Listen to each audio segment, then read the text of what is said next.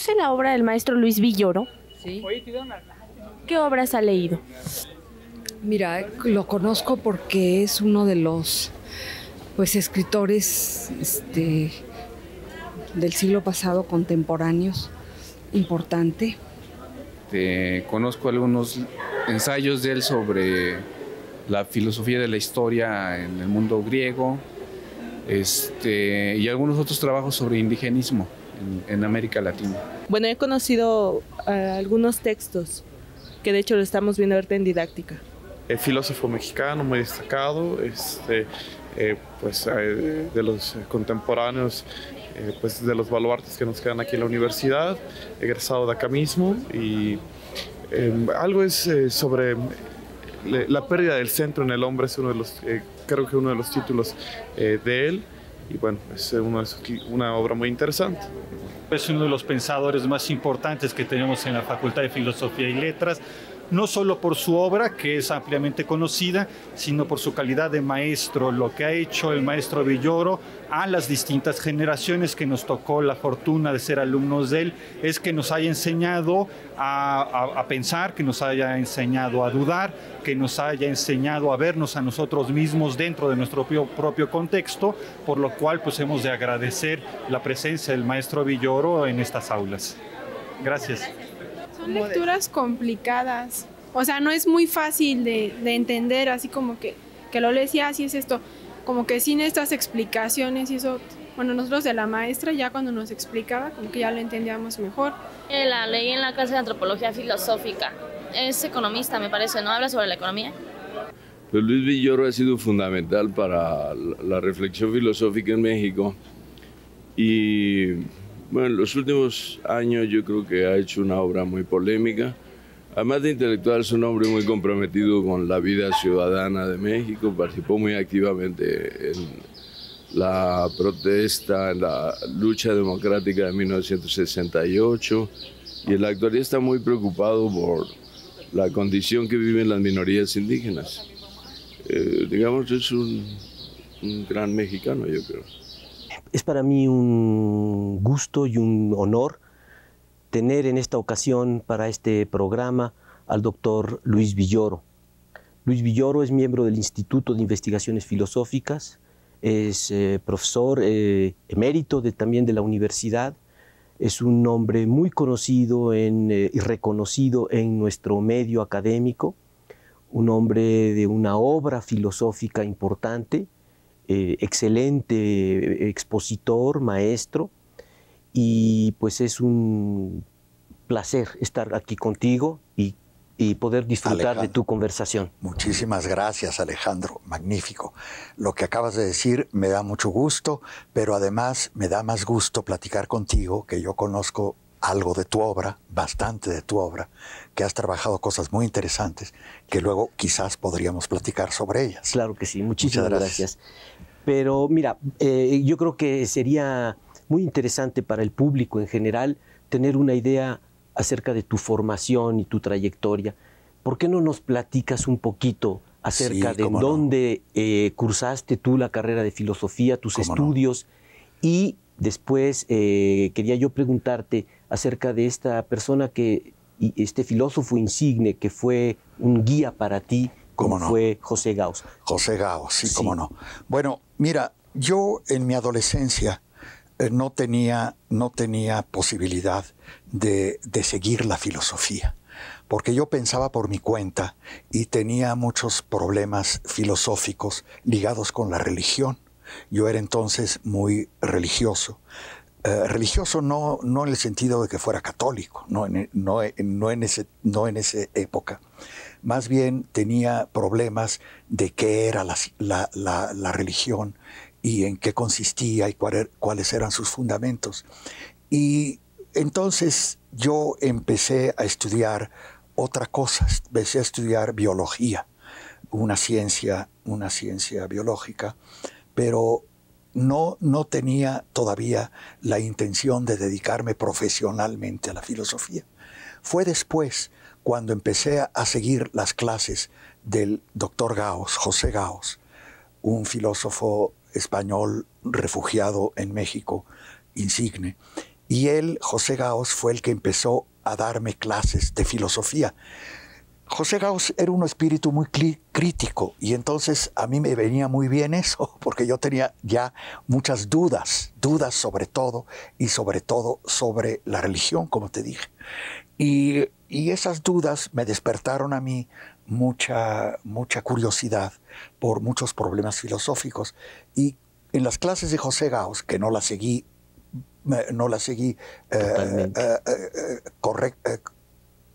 paso a paso, años, sino que la seguí esporádicamente. Las clases de filosofía de Gauss para mí fueron bastante inspiradoras para eso. Sí. Tú eres una persona de los pocos filósofos, yo diría, mexicanos por lo menos, que tienen una vasta cultura filosófica y que de manera profesional ha incursionado, ha explorado distintas escuelas, distintos pensadores, distintas corrientes. No hay más que ver tu obra. Tienes libros sobre Descartes, tienes libros sobre Dilthey también, alguna cosa que escribiste sobre Dilthey, desde luego problemas de teoría del conocimiento. Sobre eso vamos a ahondar posteriormente. Y hay un área en particular que a mí me despierta curiosidad, tu punto de vista, que es el marxismo. El marxismo. Tú eres un hombre que estudió a fondo la obra de Marx y de muchos de sus descendientes teóricos, y tuviste una época de un marxismo un poco, digamos, activo. ¿Qué queda del marxismo en tu pensamiento y qué queda vigente del marxismo en la actualidad desde tu punto de vista? Bueno, esto de que yo fui muy activo en el marxismo, yo lo pondría en duda. Lo pondría en duda. Yo no fui activo en el marxismo. Yo sí tuve la influencia de muchos pensadores marxistas, incluso del propio Marx, obviamente, lo leí bastante. Lo leí mucho, pero siempre fui crítico del pensamiento marxista, pero crítico que yo diría con una dirección que pudiera yo considerar, pudiera yo esperar que fuera un poco constructiva, ¿no? Y incluso más adelante, más tarde, yo siempre tuve esta posibilidad de comparar el marxismo con otras corrientes filosóficas y ponerla en cuestión. Mira, Alejandro, yo creo que en la filosofía no podemos nunca inscribirnos en una corriente. Tú lo sabes mejor que yo. No podemos inscribirnos en una corriente. En filosofía siempre, para una persona que piensa por su cuenta, tenemos siempre que pensar en un pensamiento crítico. Por cuenta propia. Por cuenta propia. Y el marxismo fue para mí, en el momento en que yo lo estudié, fue un pensamiento que para mí era un estímulo para la crítica. Y bueno, eso es lo que puedo decirte sobre el marxismo. Eso queda. ¿Qué es lo que queda? Lo que queda fundamentalmente es una actitud y un compromiso ético. Un compromiso ético y en una ética política. Y esa actitud crítica que puede orientar a una actitud política, eso es lo que queda del marxismo.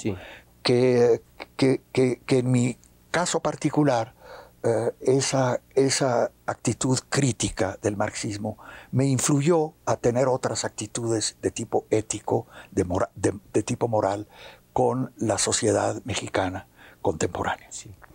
¿Dirías tú que los cambios ocurridos en el mundo en los últimos 20 años, el derrumbe del bloque socialista, simbolizado en el muro de Berlín, este proceso de globalización y demás, constituyen una refutación práctica de la doctrina marxista? No, en modo alguno. No creo en modo alguno. Yo creo que el marxismo queda en sus actitudes éticas fundamentales, queda incólume, yo creo, en sus actitudes éticas fundamentales. Pero en todo el aparato, el aparato de pensar del marxismo, el aparato dogmático, digamos, del marxismo, pues hay muchas fallas. Se vino abajo. Sí, me parece a mí. A mí, uno de tus libros que más me gusta, que me parece un libro, digamos, no suficientemente explotado, un libro que habría debido expandirse más. Y lo digo en parte porque asistí a las clases que dabas en las que estabas trabajándolo, trabajando el tema. Es tu libro sobre ideología, el concepto de ideología. El concepto de ideología. El concepto de ideología. Este concepto es un concepto complicadísimo, enredado. ¿Por qué es un concepto importante este concepto, tanto para la teoría política como para la filosofía, la concepción del mundo, lo que sea? El concepto de ideología, es que ideología puede entenderse en varios sentidos. Sí. Yo lo que entendía por ideología es un concepto racional que no era una actitud ante el mundo. Pero el concepto de ideología puede entenderse también como una actitud ante el mundo, actitud ante la sociedad. Y ahí es donde el concepto de ideología puede tener interés en lo que estamos hablando ahorita. Creo que el concepto de ideología puede entenderse también como un concepto muy amplio, que es un concepto que indica una concepción del mundo en general. Entonces, bueno, habría que ver en cómo lo entendemos.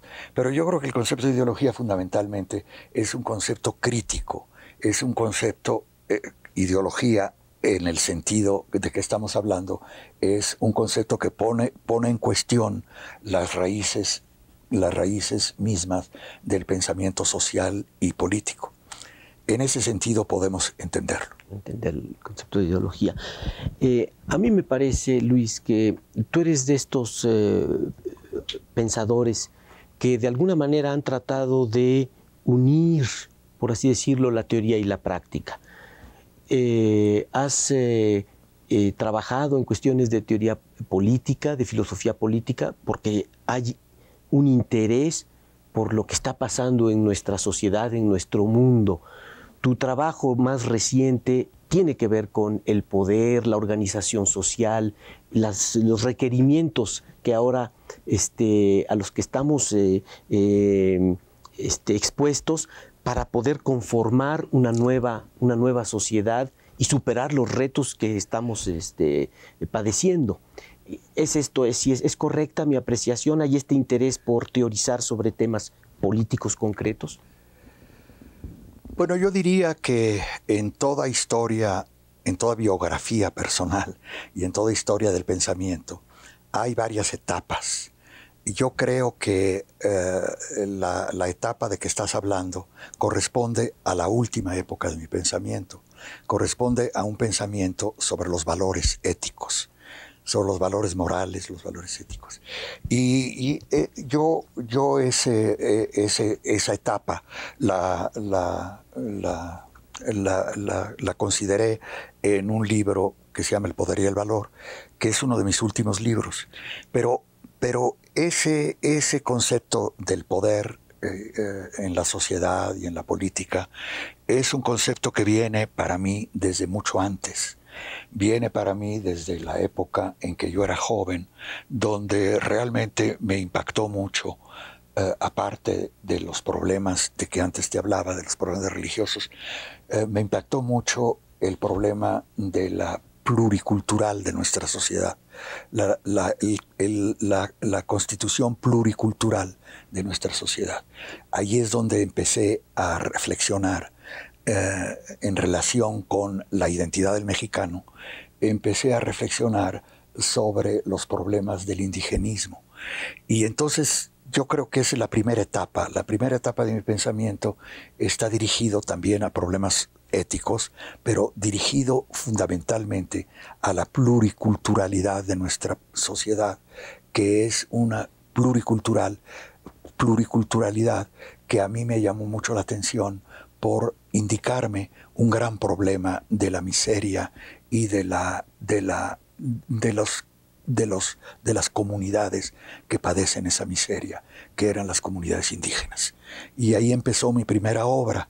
Y después de esa primera obra he seguido trabajando en problemas de la identidad nacional y en problemas dirigidos a la ética, al problema ético, que es el que termina en mi última obra, esta del poder y el valor. Esto podríamos decir que es una trayectoria general. Una constante en tus preocupaciones. Una constante, sí, exactamente. Los problemas del indigenismo se han modificado, se ha modificado en los últimos 50 años el estatus de las comunidades indígenas, o en los últimos 500 años, o se han mantenido sin evolución. Es el mundo del indígena mexicano un mundo que se le ha mantenido en una especie de esfera al margen del progreso nacional, al margen del desarrollo social nacional, o ha habido progreso en el sentido de incorporación o de reconocimiento de sus autonomías.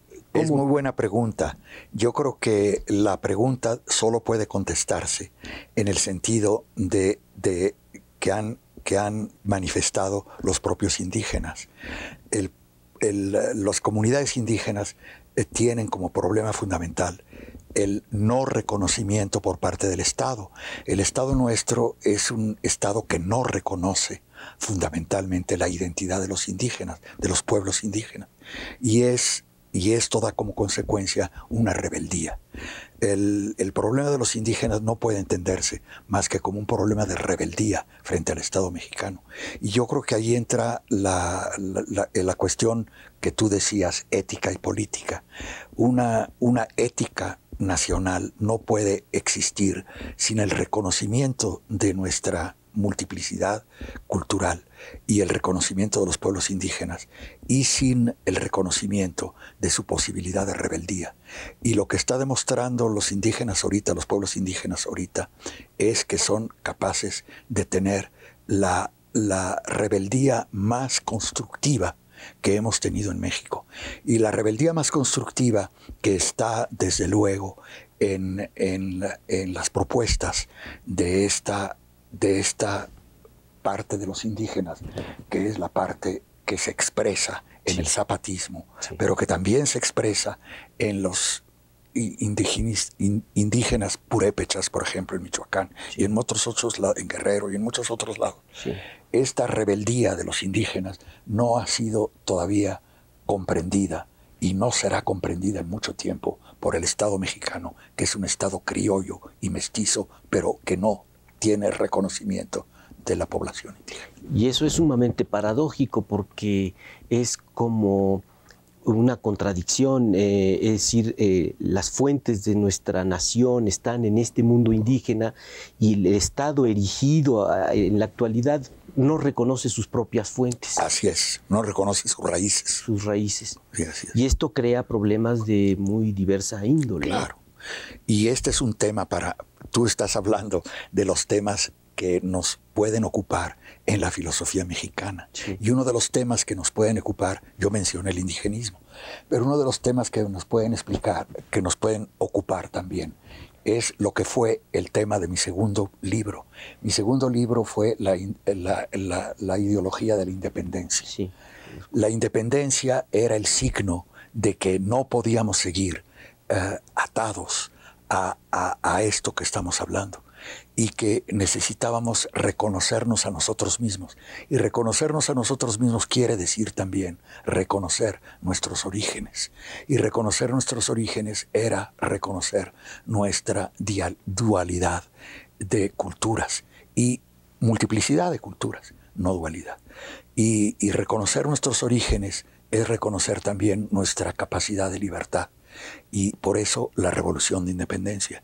La Revolución de Independencia no es comprensible sin esta raíz honda del indígena. No es un movimiento puramente digamos, de independización frente a la madre patria, frente a España, sino que tiene estas otras... Es un reconocimiento de nuestra identidad, sí. Y esta identidad es una identidad mestiza que tiene una raíz indígena muy fuerte. Pero Luis, ¿no consideras tú que hay como ciertas maldiciones que caen sobre los pueblos, las naciones, de las cuales es luego prácticamente imposible zafarse? Voy a darte un ejemplo. Sí, claro.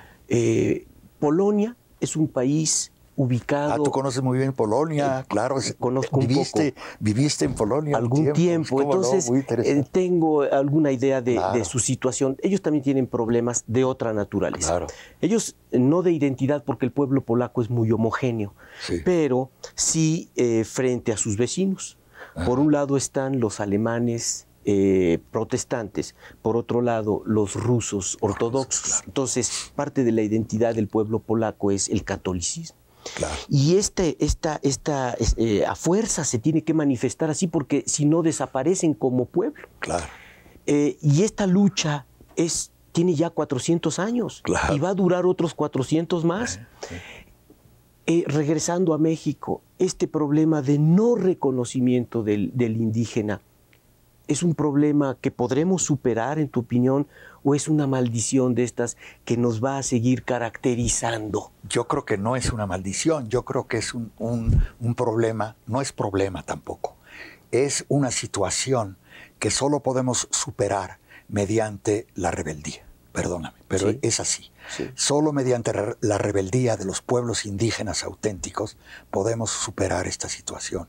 Porque esta situación no se supera mediante estas ideologías de la nación, que no sabemos lo que es esto de la nación. Sí. No se supera con estas ideologías falsas.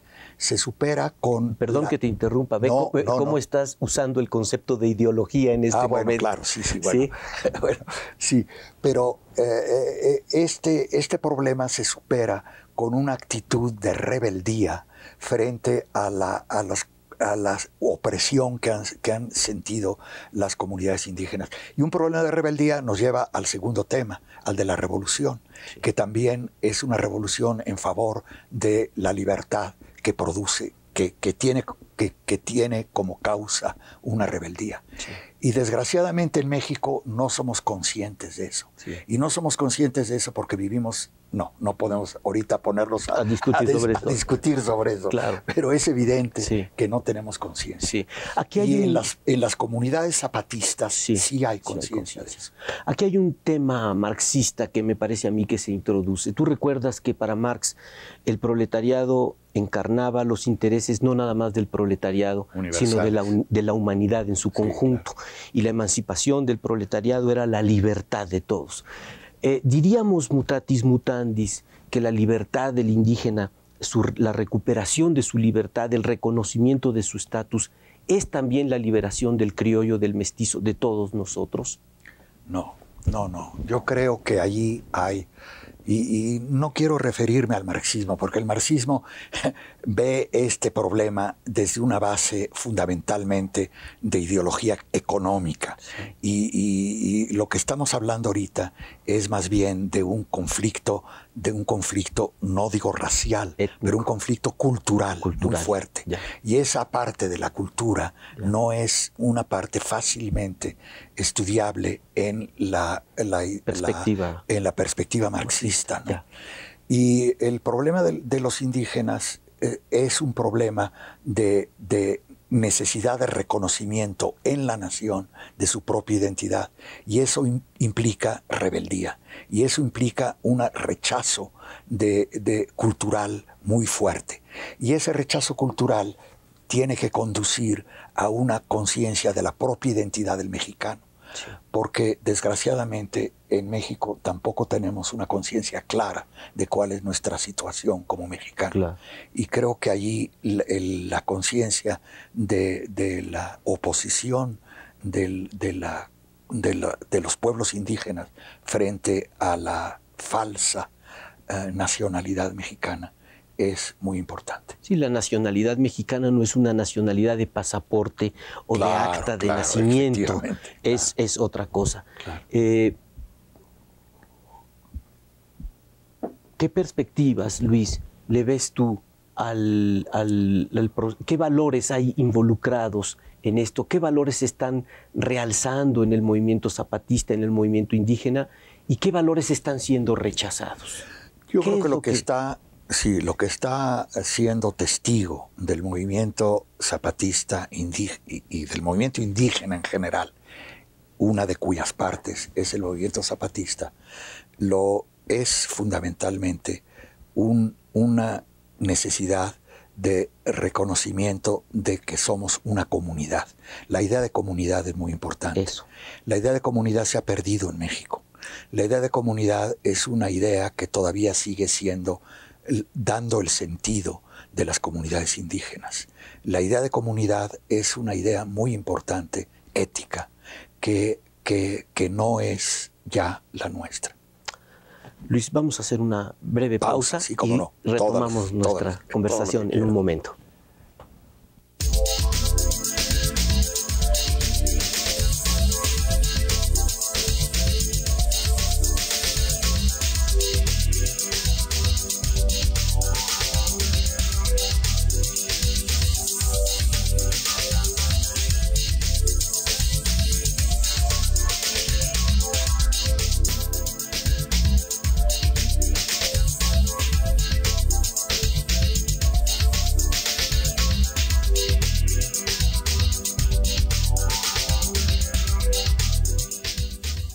Bueno, Luis, aparte de estos problemas sociales y políticos, tú también has trabajado en temas de filosofía más tradicional, abstracta, como problemas de teoría del conocimiento.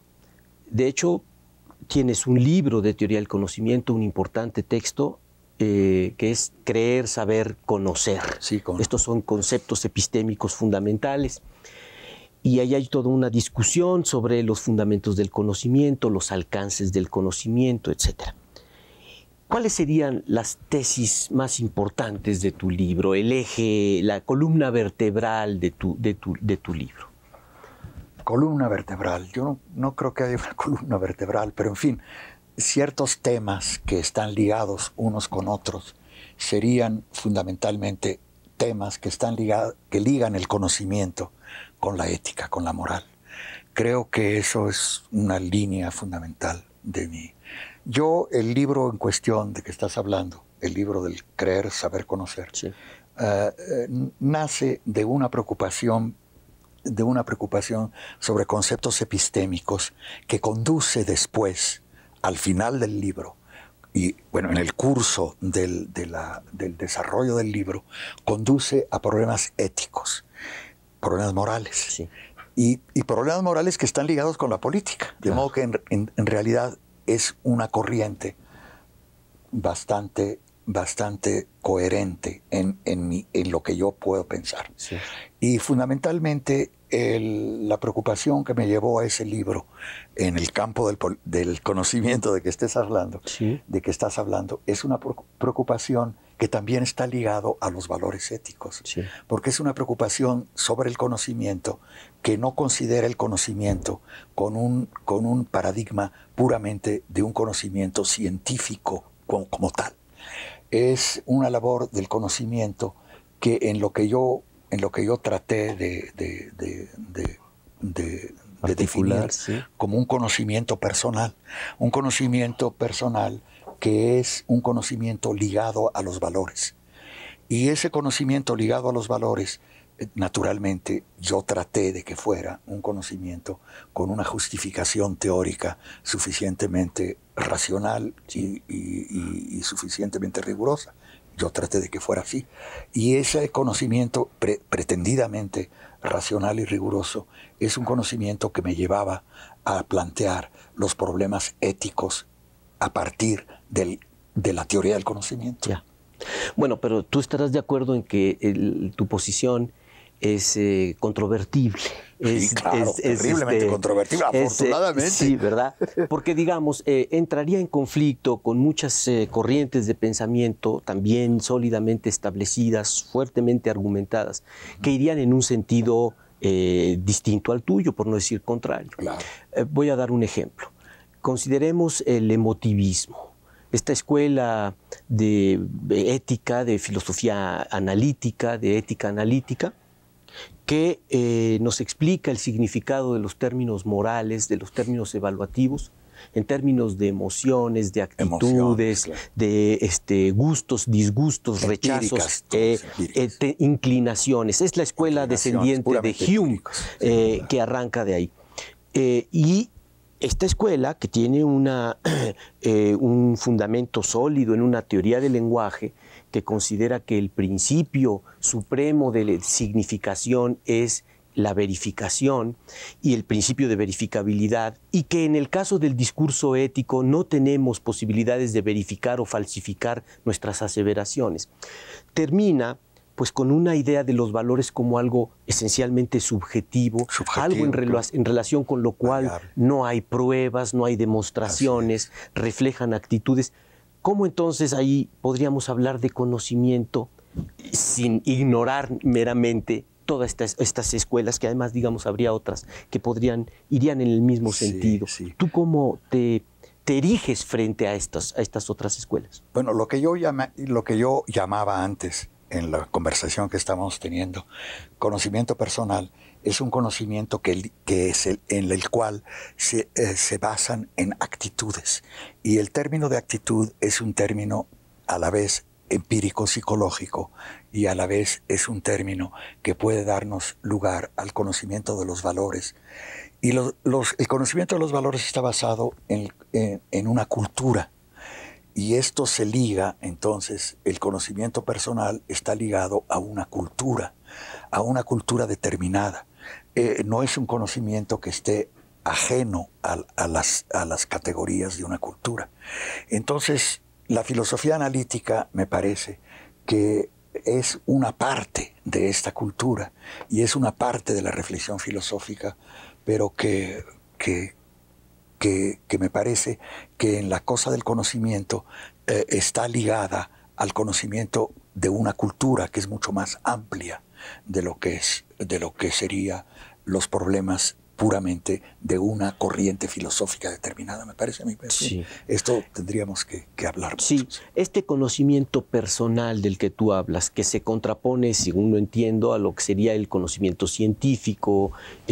No se contrapone, bueno. O se distingue de él. Se distingue. ¿Es un conocimiento transmitible, es un conocimiento compartible, o es enteramente individual y personal? No. ¿O en qué sentido lo estarías entendiendo? Se supone que es intersubjetivo, claro, que debe de haber una comunicación intersubjetiva entre los distintos sujetos que tienen este conocimiento, obviamente. Pero ese conocimiento intersubjetivo no es es personal, pero es interpersonal, que es un conocimiento que está a la base de un conocimiento de una cultura, que es lo que estaba yo diciendo antes. Sí. Entonces es ahí como nos deslizamos hacia el terreno de los valores y dejamos la especulación más científica o de otra naturaleza. Bueno, ¿Hay un conocimiento axiológico en tu opinión? Sí, claro, por supuesto, sí. ¿Y podemos allí demostrar la corrección o la invalidez de puntos de vista? No, demostrar no. Demostrar no. Y si no lo que estoy hablando por conocimiento personal es un tipo de conocimiento que de los valores, desde luego, que son que pretende ser objetivo, que pretende tener una justificación objetiva, pero que no es la misma justificación de una teoría científica. Es otra cosa. El conocimiento personal intersubjetivo no es, en este sentido, no es científico. Científico es un conocimiento que se supone que está basado en una certeza y una justificación racional intersubjetiva, general, pero universal, digamos.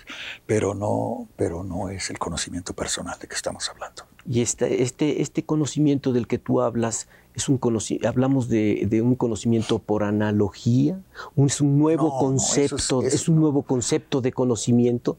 Es un concepto diferente, no por analogía. No tiene que ver con la analogía. Eso se lo dejamos a Bouchot, ¿no? A Mauricio, sí. Sí, no.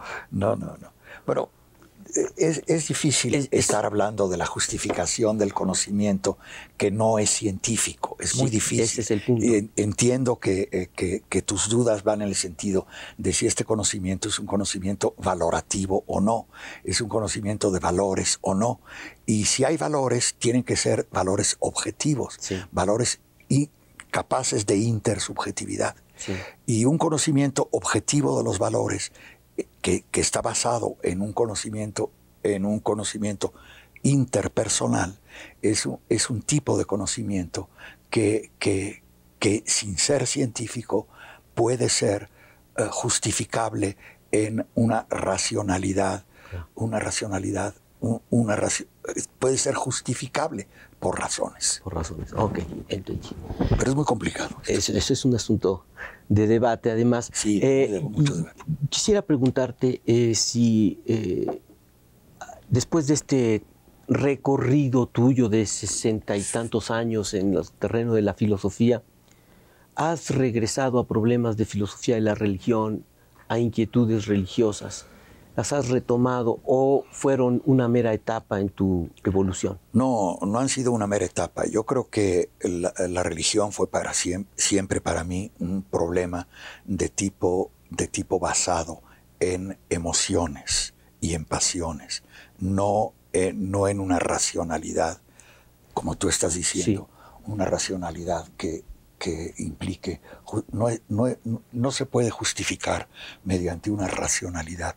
Creo que lo más cercano que yo estaría en hablar de una racionalidad sería las de la corriente de filosofía budista, que es una filosofía que disuelve la racionalidad especulativa.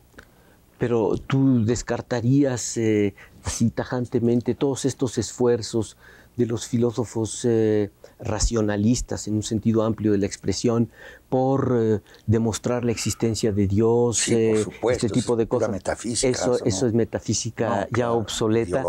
Teología y metafísica, eso no. Ese es un tipo, y eso no pasa por conocimiento en ningún sentido. Sí, pasa por un conocimiento personal, justamente, un conocimiento personal.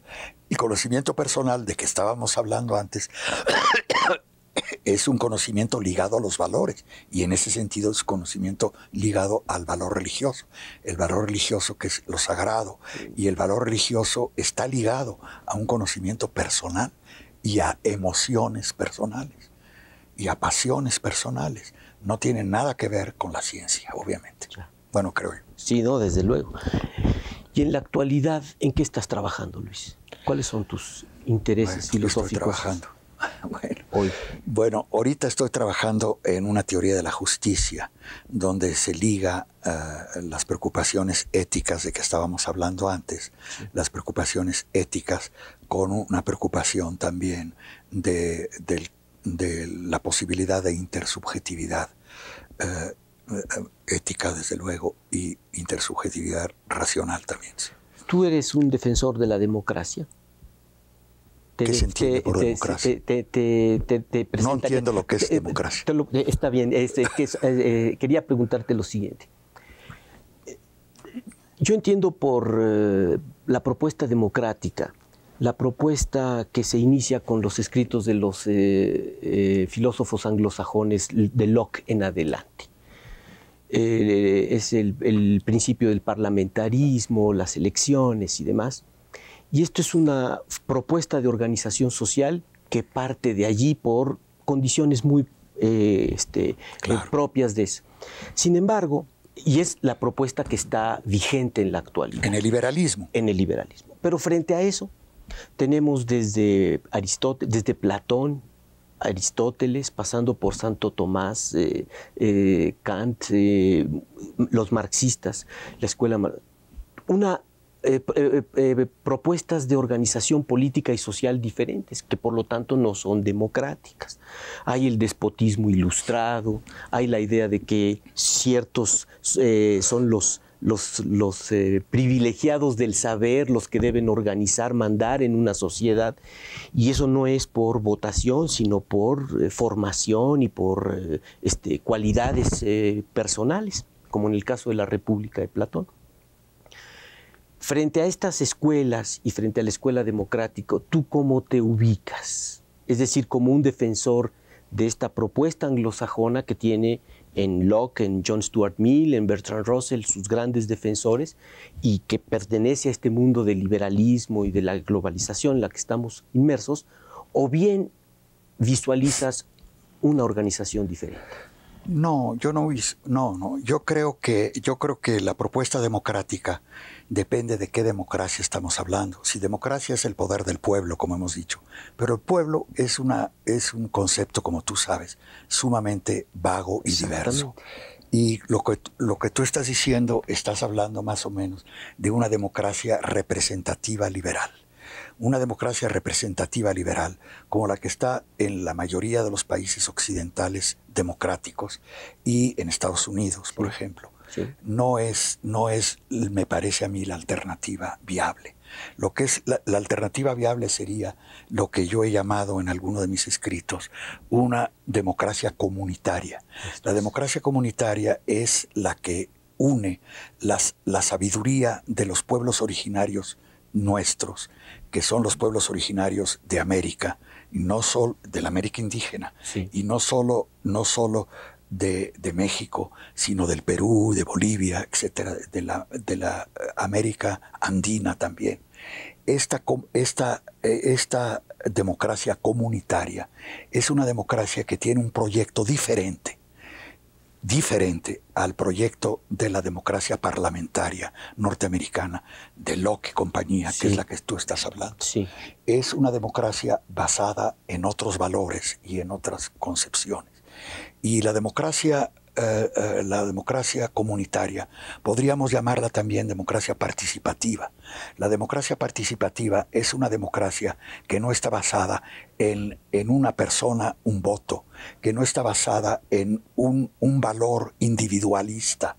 Las democracias de que tú estás hablando son democracias individualistas, no son democracias comunitarias como la que yo estoy hablando. Las democracias comunitarias no se basan en la electoralidad de la individualidad de los sujetos. Se basan en valores comunitarios que desgraciadamente en nuestras sociedades se están perdiendo. Valores comunitarios que esperemos que se puedan recuperar y que afortunadamente tienen que recuperar. Creo que hay un proyecto posible de recuperación. Y esas democracias comunitarias, el ejemplo lo tenemos justamente en las comunidades indígenas, en los zapatistas, por ejemplo, en los purépechas y en otras comunidades. Y estoy desde luego ahora poniendo como ejemplo estas comunidades que a ti te pueden parecer y a muchos les pueden parecer muy atrasadas. No tienen nada de atrasadas. Son comunidades mucho más adelantadas que las comunidades de la democracia occidental, porque son comunidades que tienen los valores objetivos, generales, valores que son de la comunidad en total. Y creo que la democracia participativa que nosotros podríamos tener es una democracia de este tipo, que no es una democracia parlamentaria, que superaría la distinción de los partidos políticos. Ahorita en México estamos divididos y en Estados Unidos igual, demócratas y un bipartidismo simple. Son dos partidos que se enfrentan constantemente y que tienen propuestas que tratan de coincidir los dos. Pero ¿coinciden en qué? Coinciden en valores que son intersubjetivos. Bueno, entonces creo que la democracia participativa a la que podríamos tender es una democracia inspirada en la democracia comunitaria de nuestras comunidades indígenas originales, pero que no es una democracia partidista y no es una democracia que divide en partidos políticos como la nuestra. Desde luego, pero siempre surgen dudas. Y una duda, sí, claro, muchas dudas. Es cierto que siempre surgen dudas. Claro. Y una duda que a mí se me plantea es la siguiente. Estos ideales y estas... No es una utopía, No es una realidad social que se está realizando no solo en México, se está realizando en Bolivia, se está realizando en Perú, en muchos lugares. Pero, por ejemplo, muchos ideales de esta naturaleza son asequibles en comunidades pequeñas, pero... Claro, podemos pensar en esto a nivel universal y podemos pensar en un mundo organizado en concordancia con principios y valores que valen para comunidades reducidas. Bueno, principios universales. Estás tocando ahora la teoría de Rawls, perdóname. La teoría de Rawls es la que habla de estos problemas y de algún modo tiene una propuesta que indica la solución de estos problemas. La solución de estos problemas son la solución del problema de la justicia. Sí. El problema de la justicia, según Rawls, no es un problema que esté ligado a una concepción particular de la democracia. Es una concepción plural de la democracia. Y solo en un país plural puede darse una concepción plural de la democracia. Y una concepción plural de la democracia es, de lo que estamos hablando, es una concepción que no es la concepción de Estados Unidos, por ejemplo, entre los dos partidos. Es una concepción de la democracia no partidista. Sí. Y esa concepción de la democracia no partidista, que Rawls, entre otros, ha estudiado, y hay muchas objeciones que se le pueden hacer a Rawls también, ¿no? Pero en fin, esta concepción de la democracia no partidista es la concepción de una democracia real, una democracia real sustantiva, y es una democracia perfectamente adaptable a la multiplicidad de las concepciones que hay en nuestro país y la multiplicidad que hay en las concepciones de los pueblos indígenas por una parte y los pueblos mestizos por la otra, etc. No es una concepción que esté ligada a una nacionalidad ni a una raza, por supuesto, una raza menos todavía. Desde luego, el concepto de raza no sirve para nada en la actualidad. Pero entonces tú dirías que la teoría de Rawls es la que representa la vida de las comunidades indígenas, que expresa eso mejor que otras? No, la teoría de Rawls no es la que exprese la concepción de las comunidades indígenas en modo alguno. Es una teoría que puede expresarse en la pluralidad de una nación. Tú estás hablando de la democracia en un país, en una nación como México, ¿verdad? Sí, claro. Y la democracia en un país como México tiene que ser una democracia plural entre las comunidades indígenas, lo que piensan ellos, sí, claro, y entre otras comunidades, obviamente. Tiene que ser una democracia plural, pero no tiene por qué ser una democracia individualista que considera que se debe dirimir en las urnas y a partir de los partidos políticos. Claro está que no. Rawls no piensa en los partidos. Bueno, yo pienso. Sí. Bueno, no sé si lo interpreto bien. No, Rawls, yo creo que sí. Pero él no piensa en partidos políticos. Él piensa en una idea de justicia que está más allá de los partidos políticos, incluso que no puede darse en los partidos políticos. Pero la teoría de justicia no puede, en la inspiración de Rawls, no puede darse a través de los partidos políticos. Los partidos políticos no son partidarios de una idea de la justicia plural como la que estamos hablando. Claro. Pero la teoría de Rawls... el PAN y el PRI, claro, es otra cosa. La teoría de Rawls es una teoría que emerge de la sociedad más avanzada de nuestros días. Es una teoría liberal que toma en cuenta lo que son los mecanismos para la distribución de la riqueza. Claro. Y eso no es un poco, digamos, exagerado buscar extrapolar esta teoría hacia formas de vida que son muy diferentes. Yo no creo que es una extrapolación. Rawls, como tú sabes, tiene un escrito especial que dice justicia política, no moral. Perdón, la idea de la justicia no es nada más política. Y es una idea también ética. Y entonces yo creo que esa idea, bueno, estamos hablando de Rawls, sí, habría que poner muchos asegúnes, claro, en la teoría de Rawls. Claro. Pero es una teoría de la democracia que no es partidista, que no se funda en los partidos, sí, en la división y en la oposición de los partidos, creo yo. Sí. Es una idea de la justicia que va más allá de los partidos. Sí. Y es una idea de justicia que sí está que puede estar inspirada, que podría estar inspirada en la justicia en las comunidades primitivas predemocráticas como son las comunidades indígenas. Digo predemocráticas no porque sean contrademocráticas. No, yo entiendo. Sino al contrario, porque son de un momento en que ya no se daba esta división partidaria de la democracia. Sí. Luis, nosotros... Y en México igual, en la nación igual. Puede haber una democracia que no sea partidista. Bueno, yo creo. Sí. Es difícil. Bueno, es una posibilidad. Es difícil. Los partidos están ahí para estar discutiéndose en los congresos todo el tiempo. Y los presupuestos. Para eso están. Y los presupuestos. Los presupuestos. Luis, tenemos poco tiempo, nos queda poco tiempo. Yo quisiera terminar preguntándote lo siguiente, ya un poco al margen de tu teoría que estás esbozando y desarrollando, de tus convicciones de ética y política. Te extrañamos como maestro. ¿Tienes pensado volver a la docencia, dar cursos? Me gustaría, un seminario, volver a dar a la docencia. Tengo incluso proyectos en ese sentido, pero más tarde. Porque ahorita tengo dificultades para hablar, como te lo acabo de decir, y te lo acabo de mostrar. No, para nada. No, tengo problemas de dicción muy grandes que tengo que superar. Y por eso es que ahorita no puedo hacerme ese proyecto inmediato, pero lo haré dentro de unos meses. Sí.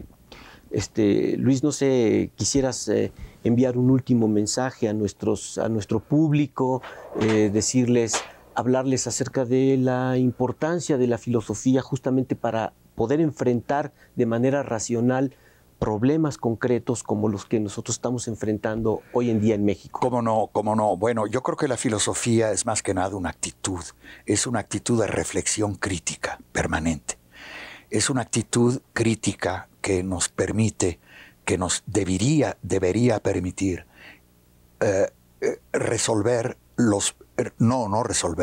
proponer propuestas que resuelvan problemas de la crítica filosófica. La crítica filosófica consiste en eso, en proponer perplejidades, sí, y que esas perplejidades conduzcan al planteamiento racional de ciertos problemas, no a su solución, pero al planteamiento racional y la discusión permanente de esos problemas. Claro. Esa es la reflexión filosófica, yo creo. Lo único que podemos decir es que la propuesta de la reflexión filosófica es una propuesta de constante preguntarse, de constante preguntar y de constante, sin tener la posibilidad de respuestas definitivas y últimas, acercarse a ciertas respuestas. Para las cuales el debate y el intercambio son fundamentales. Para los cuales el debate sería fundamental. Es fundamental. Claro, es fundamental, sí. Bueno, pues muchísimas gracias Luis, a ti, Alejandro, por esta muy ilustrativa plática. No, ilustrativa no, pero sí, muchas gracias porque tú tuviste la paciencia. No me digas. La paciencia. Y no hemos platicado de tu filosofía, de tu pensamiento, lo platicamos en la otra ocasión. Habrá otras oportunidades. Muchísimas gracias.